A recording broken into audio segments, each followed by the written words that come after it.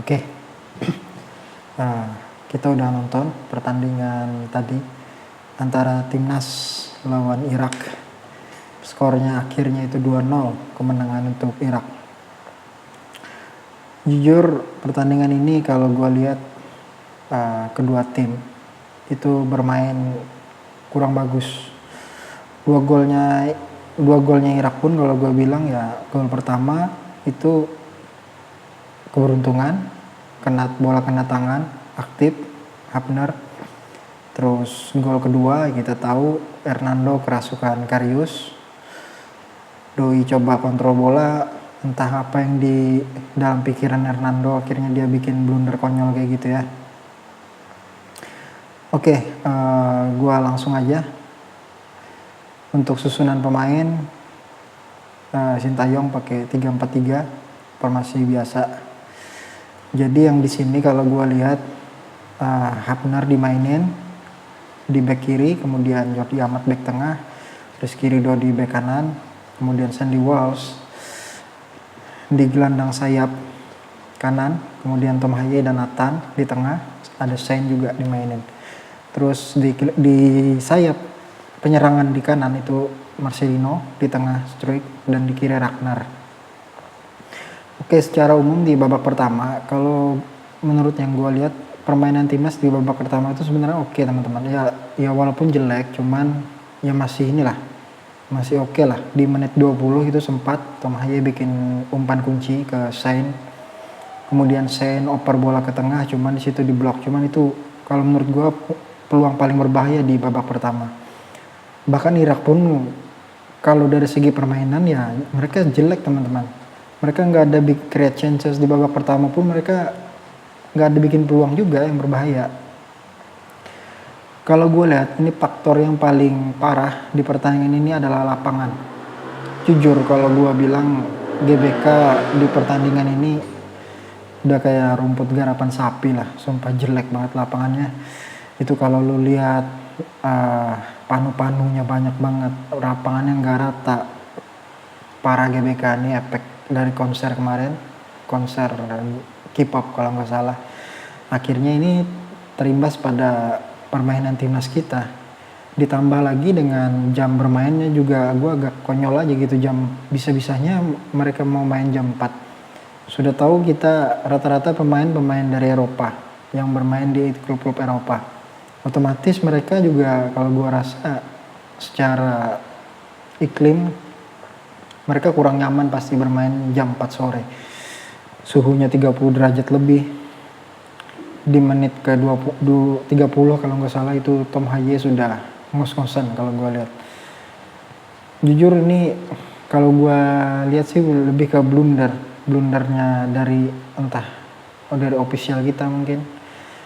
Kenapa kita bermain jam 4? Kemudian kenapa kita harus memaksa bermain di GBK? Bahkan menurut gue kalau bisa venue-nya nanti itu saat lawan Filipina mending gak usah di GBK aja. Mending main di Bandung atau di mana gitu. Atau di Surabaya. Masih banyak stadion bagus. Gak perlu kita maksa main di GBK. Karena ini jujur ini berimpact banget. Bahkan Irak pun susah mengembangkan permainan. Berapa kali mereka passing bolanya mantul-mantul. Kagak jelas. Kemudian di babak kedua kita tahu Amat bikin pelanggaran professional foul, itu langsung kartu merah. Kalau gue kira sih nggak perlu sebenarnya Amat konyol juga lakuin pelanggaran kayak gitu. Jadi sebenarnya dia kan masih bisa sliding tackle bersih sebenarnya. Cuman entah apa yang dipikirkan Amat, mungkin karena sudah kelelahan, konsentrasi menurun, akhirnya lakukan pelanggaran yang kayak gitulah, agak konyol lah kalau gue bilang Jordi Amat. Jadi secara umum ke 11 pemain, bahkan pemain pengganti Asnawi, kemudian Ivar, kemudian Arhan, kemudian Yakob juga nggak ada impact apa-apa. Jadi semua pemain ini yang hari ini bermain jujur di bawah standar. Gue nggak nyalahin mereka teman-teman. Yang gue salahin itu adalah kondisi lapangan, kondisi rumput. Kemudian juga kalau iklim kita nggak bisa salahin juga karena ini kan pilihannya bermain di jam 4. Mungkin seandainya bermain di jam 7 malam atau setengah 8 gue rasa mungkin masih oke lah. Nah, ditambah lagi dengan kondisi lapangan kayak rumput garapan sapi lah. kalau gue bilang. Jujur di kamera layar TV pun gak enak banget liatnya. Oke, selanjutnya apa? Untuk yang perlu diperbaiki, nggak ada yang perlu diperbaiki teman-teman. Tinggal kita gimana, ya tadi gue bilang, rumput itu seandainya ini bagus, lapangannya gue rasa kita akan lebih enak kembangan permainan. Ini kan masalahnya rumputnya susah. Akhirnya permainan juga nggak berkembang. Ya gue nggak akan salahin pemain, karena ya mungkin kalau Hernando oke lah, karena kita tahu dia bikin blunder konyol. Kalau saran gue mending dia nggak usah dimainin dulu lawan Filipina, biar dia rest, tenang dulu pikirannya. Kemudian untuk Orat Mangun, gue rasa dia nggak bakal sulit tidur lah ntar malam. Kita tahu peluang dia di menit 80-an kalau nggak salah.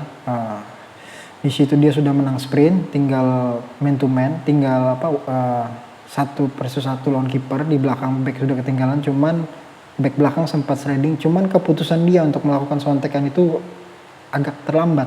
Seandainya dia pas setelah menang sprint langsung sontek bola, kayaknya gol. Cuman ya balik lagi ya, kita nggak tahu faktornya. Mungkin stamina juga, konsentrasi udah turun, akhirnya dia bikin keputusan yang kurang tepat lah. Cuman it's okay.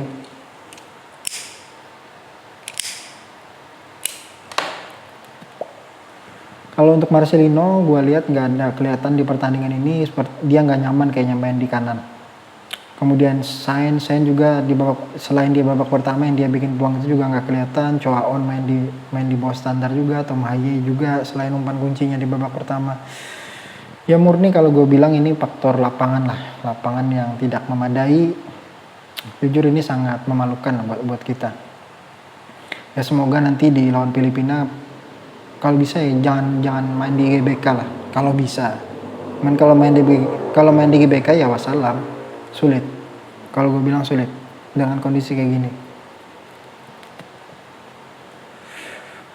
Oke, semoga ada keberuntungan. Next game lawan Filipina, kita tinggal butuh hasil Vietnam lawan Filipina malam ini.